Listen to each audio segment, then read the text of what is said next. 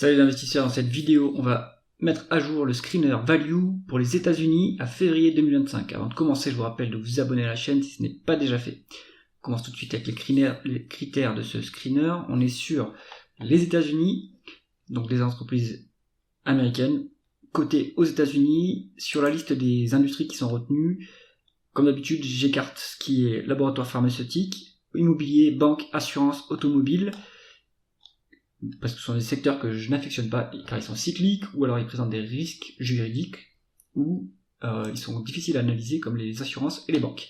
Ensuite, on se met sur les market cap de 10 milliards minimum.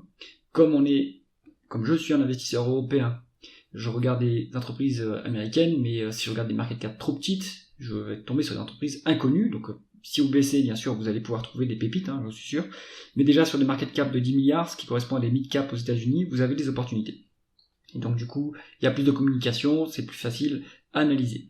On se met sur un niveau de solidité du bilan de 3 fois dette nette sur EBITDA au dernier quarter, comme ça évite les dossiers trop endettés. Rentabilité capitaux investis de 13%, ce qui est élevé, et donc ce qui assure une bonne génération de bénéfices opérationnels. Et une valorisation qui est inférieure à 7 fois la valeur entreprise sur EBITDA. Donc maintenant, je vais plutôt utiliser la valeur entreprise sur EBITDA, donc le PER ou le price to free cash flow, parce que, en fait, si l'entreprise fait beaucoup de dépenses en capital, les free cash flow seront théoriquement bas, mais en revanche, on est sur une bonne génération de bénéfices opérationnels. Et si on regarde les price earnings, les bénéfices, parfois, ils sont biaisés justement par les dépenses, par les dépréciations amortissements, donc il vaut mieux éviter il vaut mieux prendre la valeur d'entreprise sur EBITDA qui permet de comparer en fait toutes les entreprises dans tout type de secteur avec des structures de bilan différentes. On y va, on regarde la liste que l'on obtient. Donc ici, les indicateurs que je vous mets, les métriques que je vous mets sur ce graphique, on a le price earnings, ce qui est pas très intéressant, donc je vais le remplacer par valeur d'entreprise sur EBITDA. Hop. On met ça là. On va enlever le price earning, le price to free cash flow, on va plutôt se mettre la valeur d'entreprise sur EBITDA ici. On garde. Ensuite, on va regarder donc la market cap, la valeur d'entreprise sur EBITDA, la rentabilité, la dette nette sur EBITDA, donc l'endettement, les bénéfices nets face au free cash flow pour comparer s'ils sont à peu près équivalents. Voilà. Bon, ça c'est intéressant, surtout pour le dividende, pour voir s'il est vraiment payé avec du vrai cash ou s'il faut s'endetter pour le payer puisqu'on a des dépenses en capital. Donc là c'est plutôt pour vérifier la sûreté du dividende. Si vous êtes intéressé sur le dividende, maintenant dans ce screener, ce qu'on veut c'est plutôt de la bonne rentabilité, pas très cher.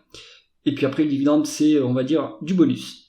Et on commence tout de suite avec cette sélection. Donc la première entreprise qui sort de ce screener, c'est Schlumberger, donc c'est de l'équipement pour l'énergie, donc c'est un fournisseur en fait de matériel pour les entreprises pétrolières et gazières. Donc cette entreprise va dépendre des dépenses en capital des entreprises du secteur de l'énergie.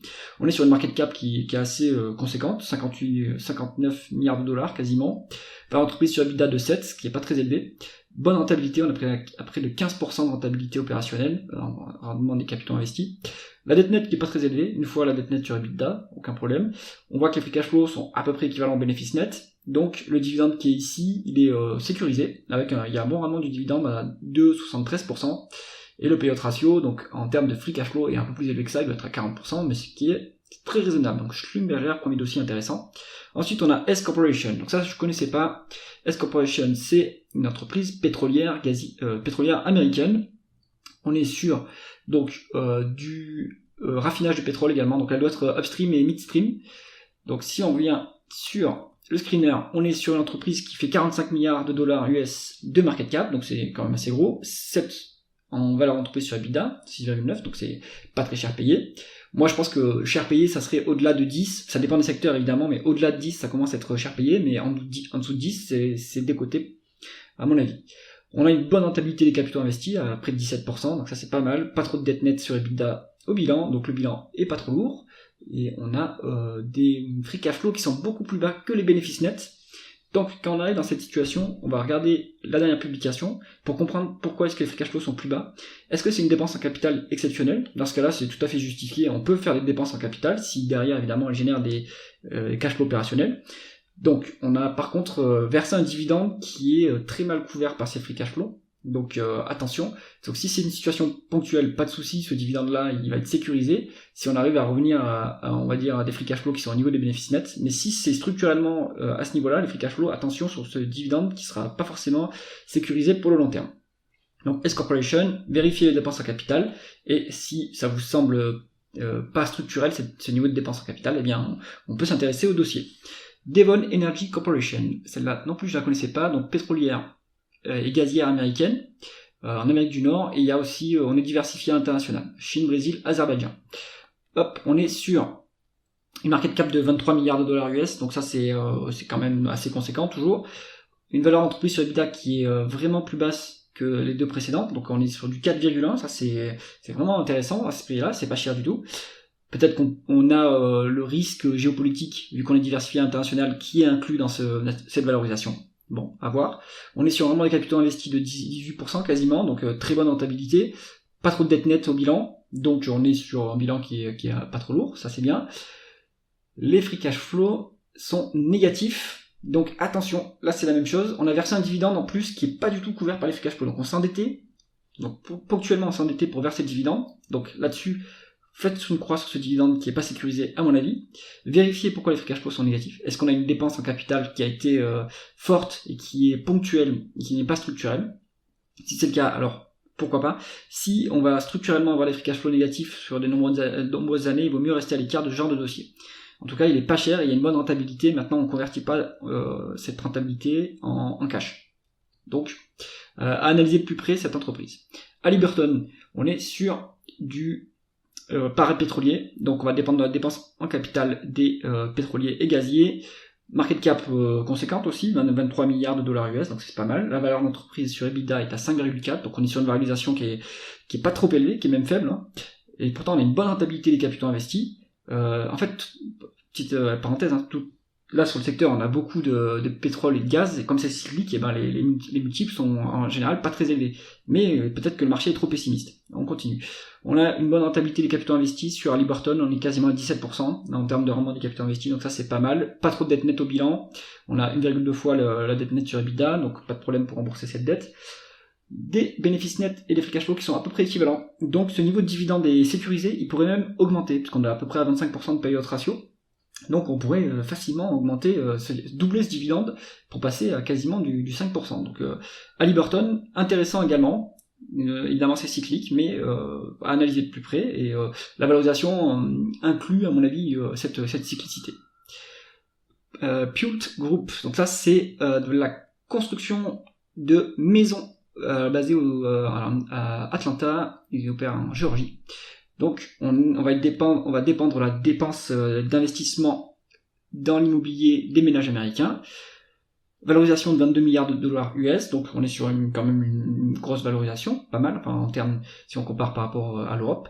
Valeur d'entreprise sur EBITDA de 5,5, donc comme on est sur un marché qui est un peu sinistré aux États-Unis à cause de la hausse des taux, la valorisation des home builders est faible, donc ça se reflète ici.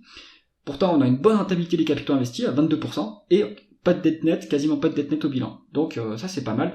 Attention que les free cash flows sont moitié moindres que les bénéfices nets, donc à voir est-ce qu'il y a une dépense en capital ou est-ce que c'est une variation du BFR qui est défavorable. Donc à regarder un tableau de flux de trésorerie. Maintenant on est sur un rendement du dividende qui est faible, même si les free cash flows sont 2 fois moindres que les bénéfices nets, on pourrait quand même, là on doit être à 10% de payout ratio, ouais, c'est ça, on pourrait largement augmenter ce dividende sans trop de problèmes, et donc augmenter fortement le rendement du dividende. Peut-être que le management garde les free cash flows pour garde les cash flows opérationnels par exemple pour investir, garde les free cash flows pour faire des rachats d'actions, à regarder en détail sur cette entreprise, mais la valorisation et la rentabilité font que ça peut être intéressant. Best Buy, on est sur un détaillant, donc vente de matériel électronique et en public aux États-Unis et au Canada, donc surtout en Amérique du Nord. On est sur donc de la vente au détail, on est sur une market cap de à peu près 20 milliards de dollars US, donc c'est quand même assez gros. Valeur d'entreprise sur EBITDA de 6,2, donc c'est quand même pas cher en absolu, et pourtant il y a une bonne rentabilité des capitaux investis à 19%, avec une dette nette sur EBITDA qui est à 1, donc pas de problème pour rembourser la dette, elle est pas trop lourde. Les bénéfices nets et les free cash flow sont à peu près équivalents, alors les free cash flow sont un petit peu plus bas, mais Le payout ratio est quand même élevé. Attention, ce niveau du dividende me semble pas sécurisé, puisqu'on n'est pas du coup à 63% en termes de free cash flow, on doit être près de 70%. Donc, à mon avis, c'est pas soutenable, il va peut-être baisser ce dividende-là. Si vous n'êtes pas forcément intéressé par le dividende, c'est à creuser ce dossier, puisque la valorisation est basse et la rentabilité est intéressante. Pilgrim's Pride Corporation, donc on est sur de la bouffe, en fait, on est sur de la production de poulet aux États-Unis. Donc, ils opèrent aussi à Porto Rico et au Mexique. Donc, alors il y a une faillite en 2009 et je pense que du coup ça s'est bien redressé depuis. On est sur une market cap de 13 milliards de dollars US, donc ça reste quand même conséquent. 6 fois la valeur d'entreprise sur EBITDA, donc c'est pas trop cher en absolu. Une rentabilité des capitaux investis à 18,5%, donc ça c'est pas mal. Moins d'une fois la dette de l'EBITDA en dette nette, donc là on n'a pas de problème de dette du tout. Des free cash flow qui sont plus élevés que les bénéfices nets. Donc là pareil, pourquoi ? Est-ce qu'on a une bonne amélioration du besoin en fonds de roulement qui font que ça a aidé les free cash flow à être plus élevés ? Ou est-ce que on a temporairement baissé les dépenses en capital, et dans ce cas-là, on est sur quelque chose qui est plus problématique. Donc c'est toujours vérifier en fait si dépréciation, amortissement et dépenses en capital sont à peu près équivalents, ça veut dire que l'entreprise maintient son appareil productif, et donc qu'elle va pouvoir continuer à préserver à minima ses parts de marché. Si c'est le cas ici, si les free cash flow sont plus élevés parce qu'on arrête les dépenses en capital, à creuser pourquoi.